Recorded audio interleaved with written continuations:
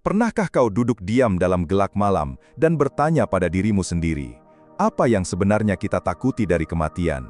Bukan bayangannya, bukan kesakitannya, melainkan ketidaksiapan kita untuk kehilangan kendali atas waktu, atas makna, atas semua hal yang kita kira milik kita.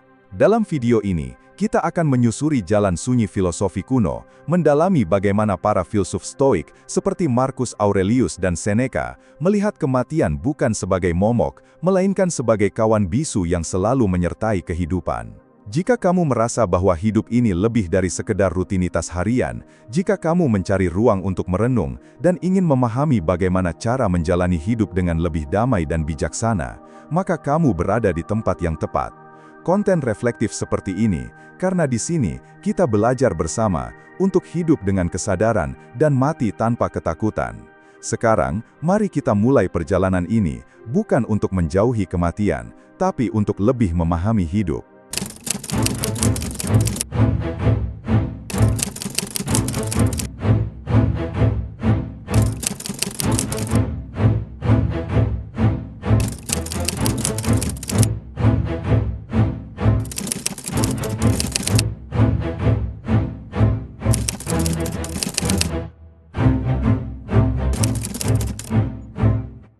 Pernahkah kau berhenti sejenak di tengah hiruk-pikuk dunia, lalu bertanya dalam diam, apa arti semua ini, jika pada akhirnya kita akan mati?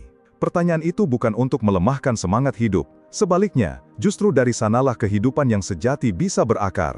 Sejak manusia pertama memandang langit malam yang sunyi, sejak napas pertama bertemu dengan angin pagi yang belum bernama, kematian sudah hadir, berdiri tenang di sisi kehidupan. Ia tak berteriak, ia hanya menunggu. Dan dalam penantian itulah, manusia mulai merasa gelisah. Kita membangun kota-kota, menumpuk harapan, menciptakan lagu, puisi, dan doa, seolah semua itu bisa menunda kedatangannya. Tapi Stoikisme mengajak kita melihat dari sudut yang berbeda, bukan untuk melarikan diri dari kematian. Bagi para filsuf Stoik seperti Marcus Aurelius, Epictetus, dan Seneca, kematian bukan musuh. Ia bukan sosok gelap yang harus ditakuti, ia hanyalah bagian dari hukum alam. Sebagaimana matahari yang terbit dan tenggelam, sebagaimana daun yang luruh ketika musim gugur tiba. Mengapa takut pada sesuatu yang pasti? Begitulah mereka bertanya. Mengapa mengkhawatirkan akhir, jika justru kesadaran akan akhir itulah yang membuat hidup menjadi berarti? Coba bayangkan, jika hidup ini abadi, adakah yang akan benar-benar kita hargai? Tanpa kematian, bukankah kita akan menunda segalanya, menyepelekan setiap detik, dan menganggap waktu sebagai sesuatu yang tak berharga? Kematian, dalam pandangan Stoik, adalah cermin. Ia tak menunjukkan apa yang akan datang, tapi justru mengingatkan kita pada yang sedang berlangsung. Hidup ini, sekarang ini, adalah satu-satunya milik kita. Bukan masa lalu yang sudah menghilang, bukan masa depan yang belum tentu datang, tapi momen ini, napas ini, detak ini. Di hadapan kefanaan, Stoikisme mengajukan satu pertanyaan yang lembut tapi mengguncang. Jika kau tahu waktumu terbatas, bagaimana kau akan menjalani hari ini? Dan disitulah, renungan kita dimulai.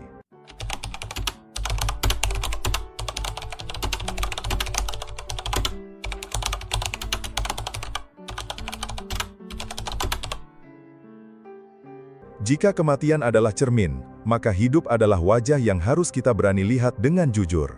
Pada bagian sebelumnya, kita telah menyadari bahwa kematian bukanlah hal asing. Ia bukan pengganggu, melainkan pengingat.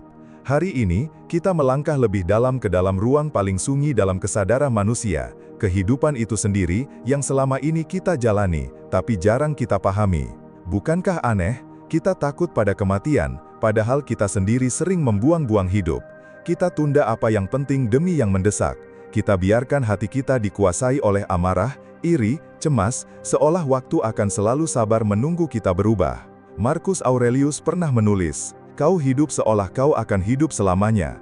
Kau lupa betapa cepat waktu berlalu, betapa setiap hari yang lewat adalah hari yang tidak akan kembali. Kita menginginkan hidup yang panjang, tapi sering lupa menciptakan hidup yang bermakna. Kita kejar kekayaan, kekuasaan, pengakuan, namun di ujungnya, semua itu tak bisa dibawa. Satu-satunya milik sejati kita adalah bagaimana kita menjalani hidup saat ini, dalam kesadaran, dalam kehadiran, dalam keutuhannya. Bagi Stoik, hidup bukan tentang panjangnya waktu, tapi tentang kedalaman makna. Seneca menulis, bukan hidup yang singkat, tapi kita sendiri yang membuatnya singkat. karena kita tidak tahu bagaimana menggunakannya.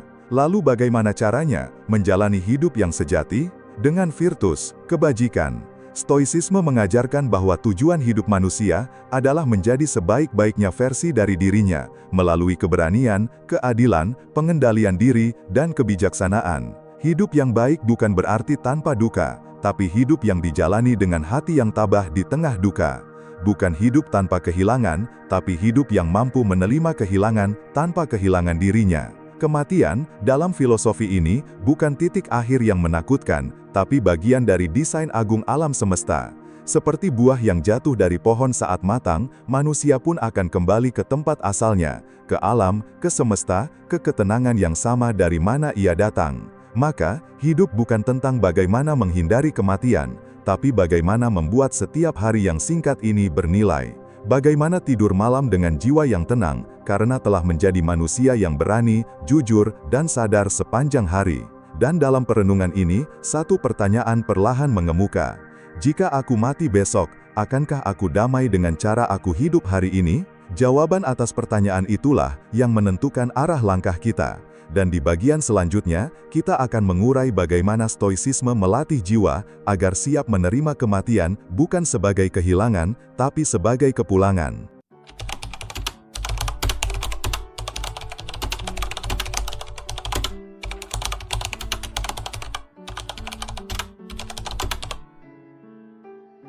Kita telah berbicara tentang bagaimana kematian menjadi cermin, lalu bagaimana hidup menjadi ruang untuk memilih makna. Kini, kita masuk lebih dalam ke jantung stoikisme yang paling tenang dan paling tajam, bahwa hidup bukan hanya berlangsung, tapi dijalani sebagai tindakan moral. Stoikisme tidak pernah mengajarkan kita untuk menjadi kebal terhadap kematian, tetapi mengajak kita untuk berdamai dengannya, agar kita tidak lagi diperbudak oleh ketakutan. Dalam pandangan para filsuf Stoik, kematian bukan halangan, bukan kehancuran, melainkan bagian dari tatanan alam yang sempurna. Epictetus berkata, "Jangan berkata bahwa kamu telah kehilangan seseorang ketika ia mati, katakan, ia telah dikembalikan." Kalimat itu mungkin terdengar keras, tapi di balik ketegasannya, ada kelembutan pemahaman, bahwa kita tak benar-benar memiliki siapapun atau apapun, bahkan hidup kita sendiri. Segala yang kita cintai hanya dipinjamkan, dan sewaktu-waktu akan diambil kembali.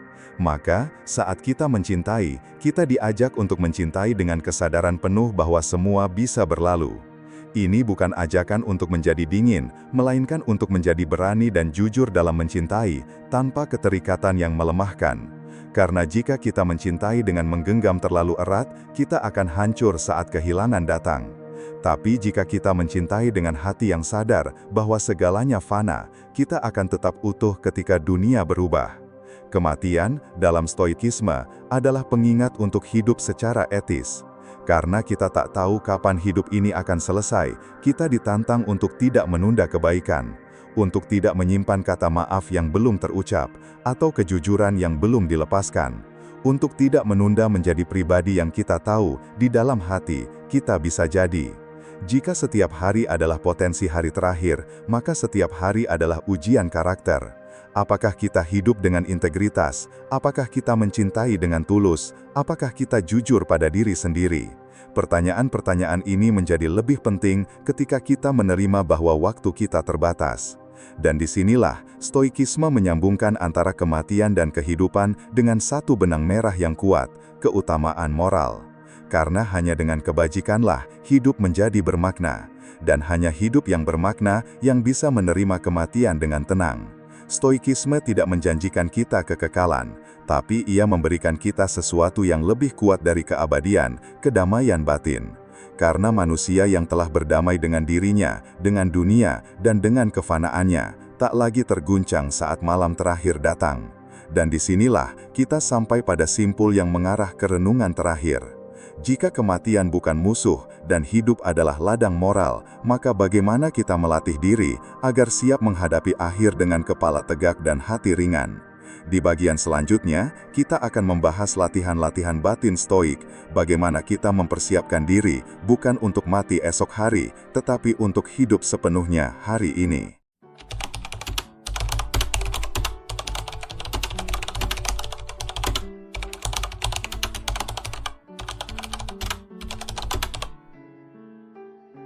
Kini kita tiba di akhir perjalanan refleksi ini.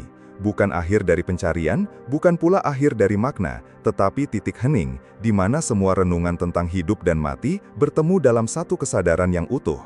Dalam bagian-bagian sebelumnya, kita diajak untuk melihat kematian bukan sebagai musuh, melainkan sebagai guru. Kita belajar bahwa hidup bukan soal durasi, tapi kualitas. Bahwa moralitas, keberanian, kebijaksanaan, kejujuran, dan pengendalian diri adalah inti dari kehidupan yang bermakna. Dan bahwa kematian hanyalah bagian dari siklus alam yang mengajarkan kita untuk tidak menggenggam terlalu erat apapun yang bukan milik kita untuk selamanya. Tapi sekarang, kita harus menjawab pertanyaan yang lebih besar. Bagaimana kita hidup dengan kesadaran akan kematian bukan sebagai beban, tapi sebagai pembebas? Jawabannya menurut Stoikisme adalah latihan batin, praemeditatio mortis, membayangkan kematian setiap hari, bukan untuk menakut-nakuti diri, tetapi untuk memperjelas nilai dari setiap momen. Seperti seorang pelaut yang selalu mengingat bahwa badai bisa datang kapan saja, kita pun hidup dengan kesadaran bahwa waktu kita bisa habis kapan saja, dan karena itu, kita tidak membuangnya. Kita memeluk orang yang kita cintai lebih erat. Kita memilih kata-kata kita dengan lebih hati-hati. Kita menjadi lebih hadir, tidak sekedar hidup, tapi benar-benar menghidupi setiap detik. Bagi para Stoik, hidup dan mati bukan dua hal yang terpisah. Mereka adalah dua sisi dari satu koin yang sama, keberadaan. Dan keberadaan kita hanya akan menjadi ringan jika kita tidak mengikat diri pada hal-hal yang rapuh. Karena pada akhirnya, tubuh akan layu, nama akan dilupakan, harta akan berpindah tangan, tapi karakter adalah satu-satunya yang tetap tinggal dalam diri, dalam kenangan, dan dalam jejak yang kita tinggalkan di dunia. Maka pertanyaannya bukan lagi, apakah kita takut mati, melainkan, apakah kita telah hidup sebagai manusia yang layak untuk mati tanpa penyesalan?